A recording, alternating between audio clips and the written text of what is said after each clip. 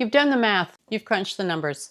You know that you are ready financially to make the choice, to glide out, to walk out in a huff, however you plan to do it. But there's one more thing you need to start thinking about. You got to figure out how much you've got in your emotional bank. You might find out it's empty, and you need to address that and begin building that portion of you prior to actually departing. If you've got a plan in place to where you have got a 6-month window, a 3-year plan, a 5-year plan, whatever your plan is, add to it one more thing. It's not just about your finances. It's not just about your retirement funds, about paying off your debt, about building up a cash fund. No, you need to start building your life post this, because you've been doing this for 30, 40 years, and you've got another, let's hope, 20, 30, 40 years ahead of you. Wow, 40 years. I'd be close to being 100 years old-ish. Yes, I would be. I'd be 98. Okay. Regardless of how long we live, we got years without the structure and the built-in routine of a job and the social interactions that we probably have taken for granted and didn't even realize that we need foundationally. So let's start talking about this. So let me ask you some touchy-feely questions. Who are you without your job? No, honestly. When you meet somebody, anytime in the past 30, 40 years, when they ask, hey, tell me about yourself. Well, I'm a blankety blank blank and I work at blankety blank blank. No, we've gotten that wrong our entire lives. That's what we do. That's not who we are. And that's a much deeper question. Now, I know overall, if you've watched any of my videos, I'm not all into the touchy-feely, how you doing? Tell me about it. No, I'm more, here's the truth. This is what you got to do. This is how I would fix it. So now you know, you make your own choices. But this is enough of a potential issue that's gotten my attention, because I will tell you, psychologically, the rhythm of my life of the last 30, 40 years of having to leave the house or get up and at least dress from the waist up and go to my computer and do my at-home work, depending on the gig. But the fact that somebody somewhere is expecting me to do something during these hours and be available, the structure of it, the baked-in structure of the day, that does have me a little concerned with the adjustment. Now, am I looking forward to not having to set the alarm at 1:30 in the morning to make sure I'm up and I'm dressed or headed to the gym so I can be at my desk by 6 a.m., which is an hour and a half away? Yes, I am. I've noticed that as I have intentionally started living my weekends like I'm already retired, leaving work mentally and physically outside the door, I have noticed some changes in the way I sleep, the quality of my life, and let's just say it, my blood pressure is significantly reduced over the weekends, which tells me work has been a bit more of a stress on me than I have given it credit for over the years. Different video, it's all about healthcare. I've got a whole series about it, go check it out. But as I say that, there's things about this next transition that I want to start preparing for now, and I want you to be aware too, because if you are more dependent emotionally on your current work situation, let's start cutting the cords very gently, but intentionally as part of your glide out plan. 30, 40 years is a long time. You've possibly raised kids. You have loved and buried a couple of pets. The transitions for each one of those has been different, but it's been very real. So don't kid yourself that leaving your job isn't going to have at least a few ghosts of transitions with it.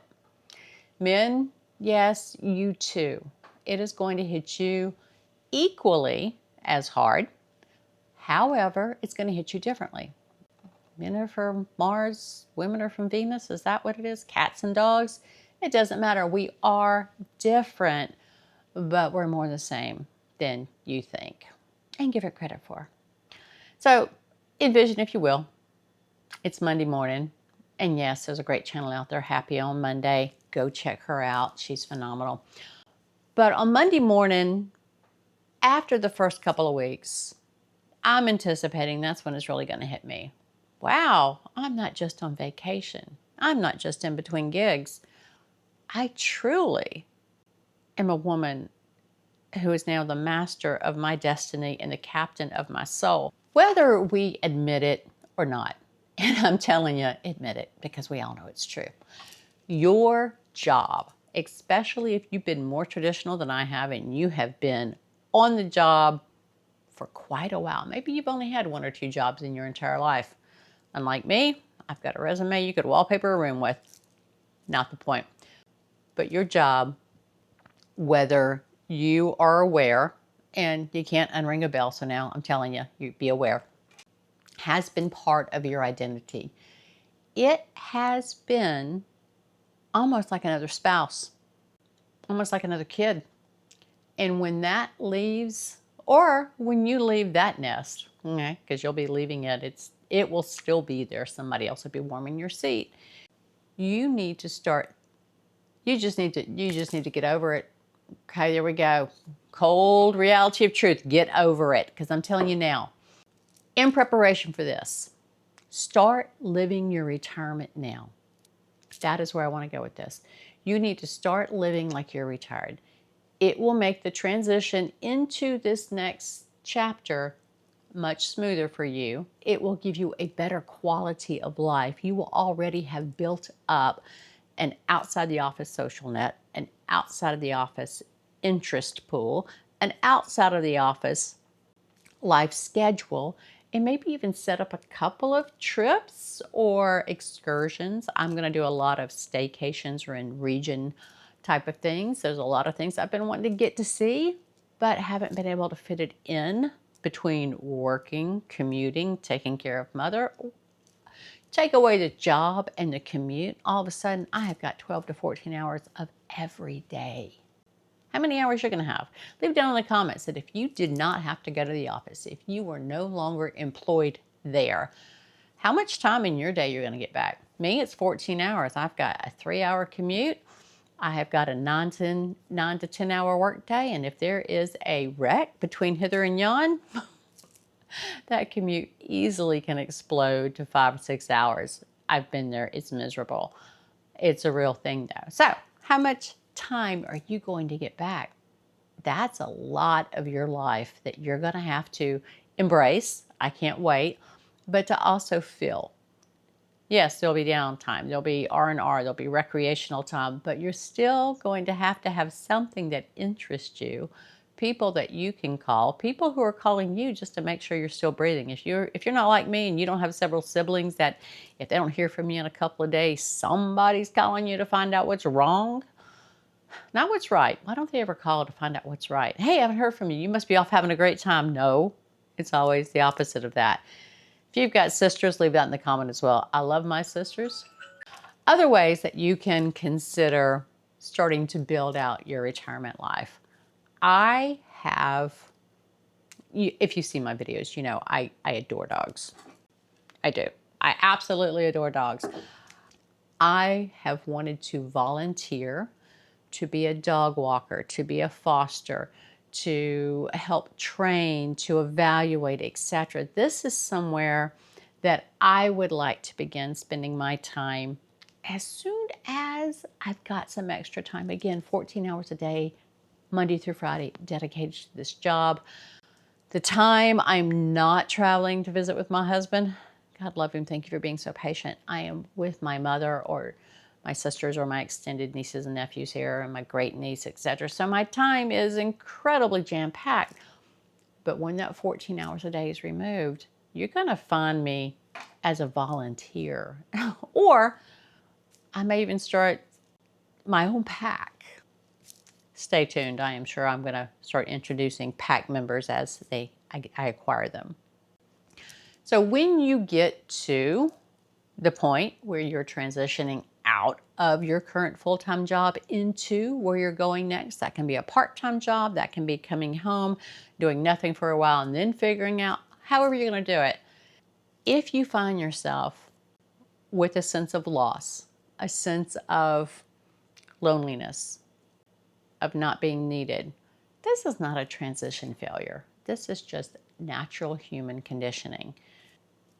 But do yourself a favor now so that you don't hit that wall when you depart in a few weeks or a few months. It's going to hit each one of us differently, but it will happen. Go ahead and start preemptively preparing your rich, fulfilling retirement life. Start practicing it on weekends. Make certain when you get home in the afternoons, you are off the clock, and that evening is practice it like it's your retirement evening. What would you do in your retirement or this next chapter of your life where you didn't have this current commitment that you have to go for this job every day? What are you going to do with your evenings then? Start practicing it now. You're going to sleep better. Your blood pressure too could drop. Mine's decreased during the business week as well because I'm more mindful that this too shall pass. This is not forever. I'm out of here. It's no longer, it ain't my circus, it ain't my monkey. All right, I'm Jenny. I got a little to say about a lot of stuff, and all of it right now has to do with how excited I am to share with you what I'm doing to prepare to move into this next chapter of my life. I post on Wednesdays and Saturdays, and sometimes in between I am fired up. I got something to say, and those are called A Jigger of Gin. There's a whole playlist down there. Go check those out, and many more are coming. Just because I don't post them every day doesn't mean I'm not banking them. They're stacking up. Share this video with somebody who needs it, whether they're currently facing retirement or they've got a lot of talking they're doing about, I really want to get out of here. Hand them the keys. Send them to my channel because I can help them figure it out as well. All right. I'll see y'all soon. Stop recording.